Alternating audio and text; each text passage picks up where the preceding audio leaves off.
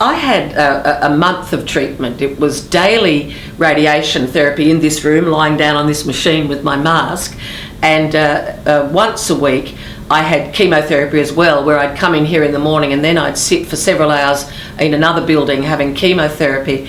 I have to admit that month felt long to me. It's very hard with cancer treatment. I think time becomes distorted.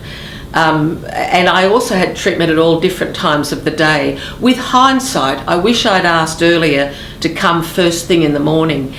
Because I was feeling anxious about the mask, I didn't like waiting till the afternoon to have my treatment. But once I communicated to the doctor and to the nurse that I was anxious, they made sure that I was often in at 6:30 in the morning or 7, and therefore it was over quickly.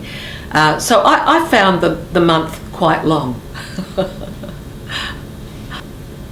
Once the month of treatment was over, one of the challenges of radiation therapy is that it keeps working on you inside, so that my greatest level of effect from the radiation was probably 2 or 3 weeks after the treatment.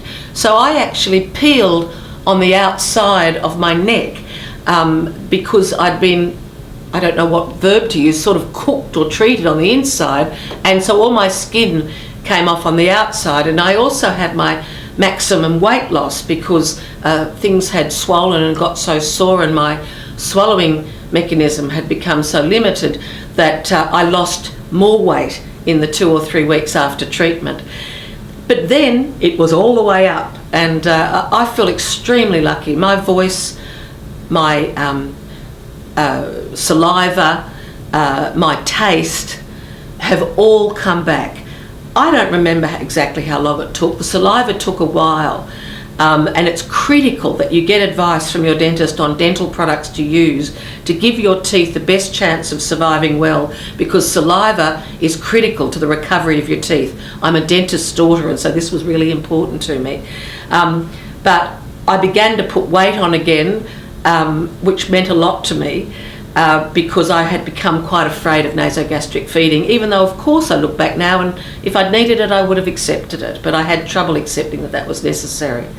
But I don't think I really felt like myself again for about 18 months. And the other thing I'd just like to quickly say to you is I did have my first experience of depression.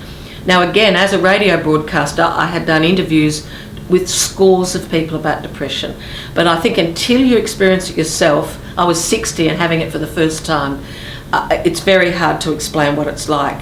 So I was a person who's normally up and out early in the morning. I had a very heavy, tired feeling. I had trouble waking up in the morning, and I became a bit socially isolated because during the treatment month, you're as busy as a bee and you've got a whole team of people taking an interest in everything you do, and all your friends are visiting you and your partner's staying home if they're lucky enough to be able to.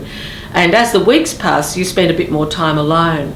So again, I would really recommend, if you feel yourself getting blue, don't be embarrassed, talk to someone. I started taking antidepressants, I think at about 1 year and a bit out, and I'm still taking antidepressants, even though I'm back at work full time and to all intents and purposes are living a normal life again.